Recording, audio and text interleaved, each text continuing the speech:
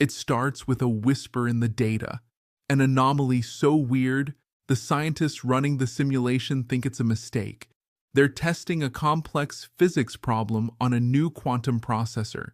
They run it again and again. Each time, the result is the same, and it seems impossible.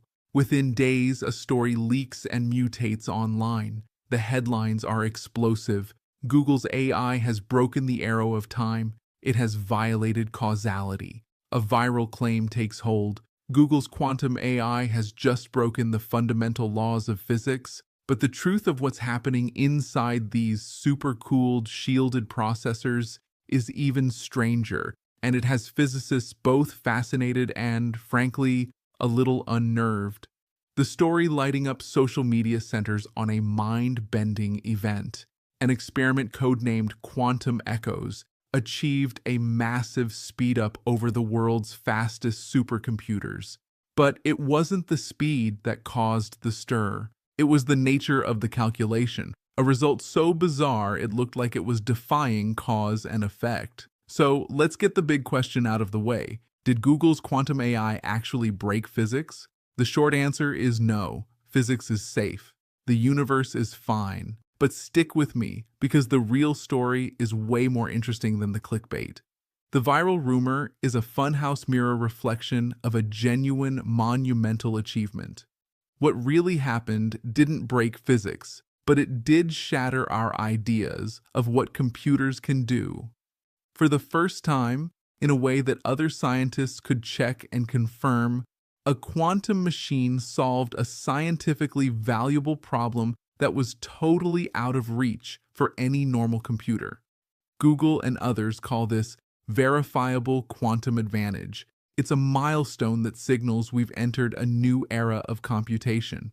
To get why, you have to understand that a quantum computer isn't just a faster laptop. It's a completely different kind of machine. To really grasp what's going on, we need to peer into the bizarre, counterintuitive world these machines live in. Your computer, your phone, even the most powerful supercomputers all work with bits. A bit is a switch, on or off, 1 or 0. Simple, reliable. We built our whole digital world on it. A quantum computer, however, uses something called a qubit, and a qubit is where reality gets weird, thanks to a quantum phenomenon called superposition. A qubit isn't just a 1 or a 0. It can be both at the same time. Think of a spinning coin. While it's spinning, it's not heads and it's not tails. It's a blend of both possibilities. Only when it lands, when we measure it, does it collapse into a definite state. A qubit is like that spinning coin, a cloud of probability. Now, what if you have 2 of these qubits and they're connected? This is the second quantum superpower, entanglement. Einstein famously called it spooky action at a distance. If 2 qubits are entangled, their fates are linked, no matter how far apart they are. If you measure one and find its spin is up, you instantly know its partner's spin is down.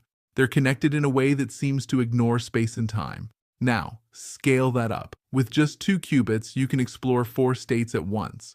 With 3, 8 states. With 10, over 1,000. The power grows exponentially. With around 300 entangled qubits, you could, in theory, represent more values than there are atoms in the known universe. This is why people use the maze analogy. A classical computer explores a maze one path at a time.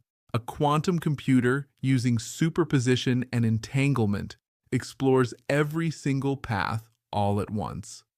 It doesn't find the answer by brute force. It finds it by letting all the wrong paths interfere with and cancel each other out, leaving only the right answer to shine through. This isn't just a faster computer. It's a machine that operates on a deeper layer of reality. It speaks the native language of the universe, quantum mechanics, and that's why it can do things that seem impossible. So, what was this quantum echoes algorithm actually doing? The experiment wasn't about time travel. It was about chaos. The real research was about calculating something with a mouthful of a name, an out-of-time order correlator, or OTOC. Despite the intimidating name, The idea is beautiful. An OTOC is a mathematical tool for measuring how information scrambles in a complex quantum system. Think of it like this. Drop some ink into a still pond, and you can predict how it spreads. Now, drop that ink into a raging river. The ink scrambles in complex, unpredictable ways.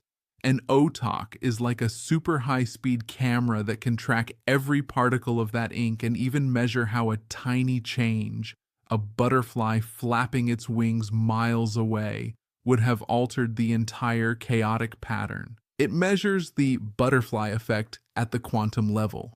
These systems are a nightmare for classical computers to simulate because the difficulty doubles with each new particle, quickly becoming impossible. This is where Google's processor, named Willow, came in. By running an OTOC calculation, they got a result that would have taken the world's most powerful supercomputers an impractically long time, a speedup some have estimated to be around 13,000 times. But here's the crucial part. The result was verifiable.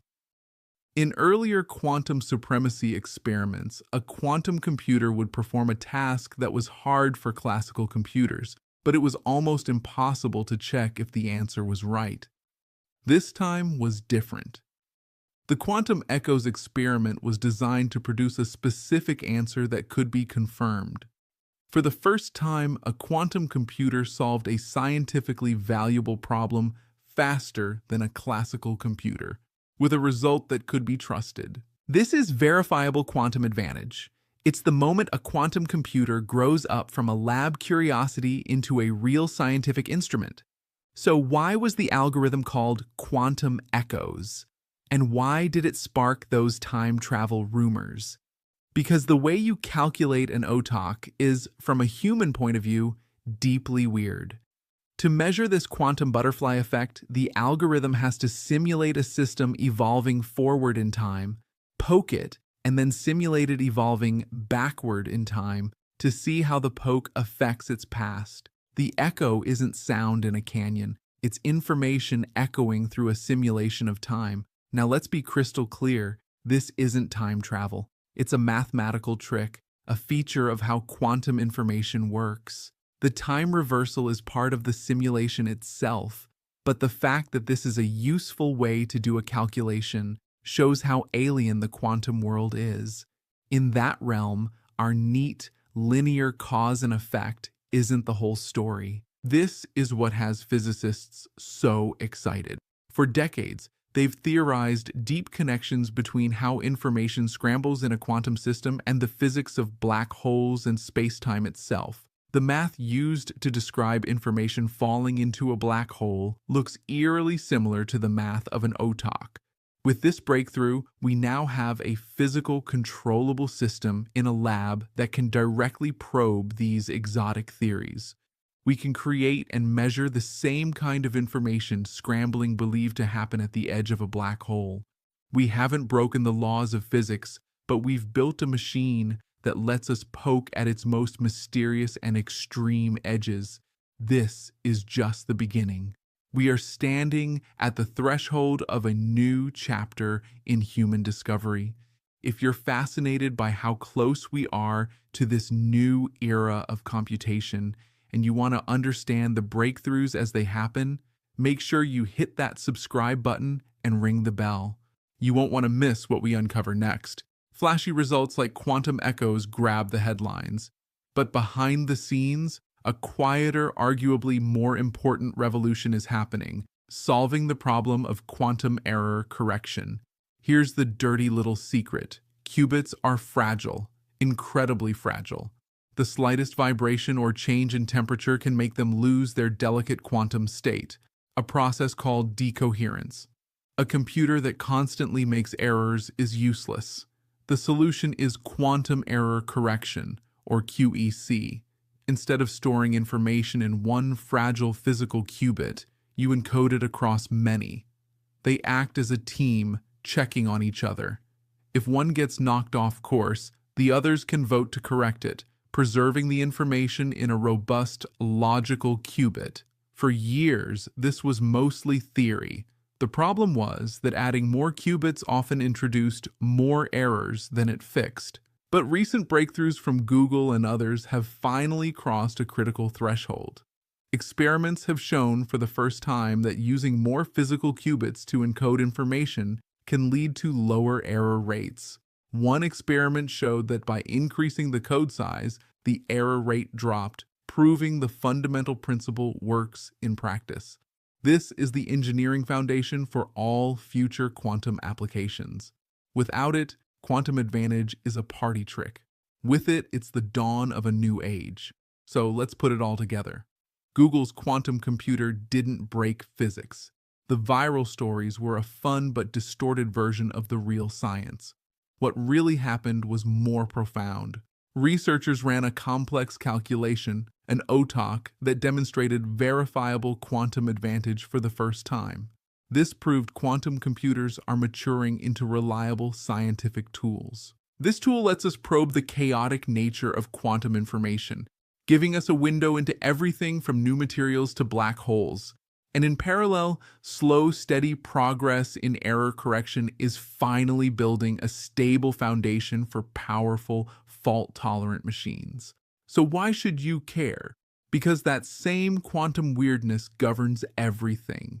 The real-world implications are staggering. Take medicine.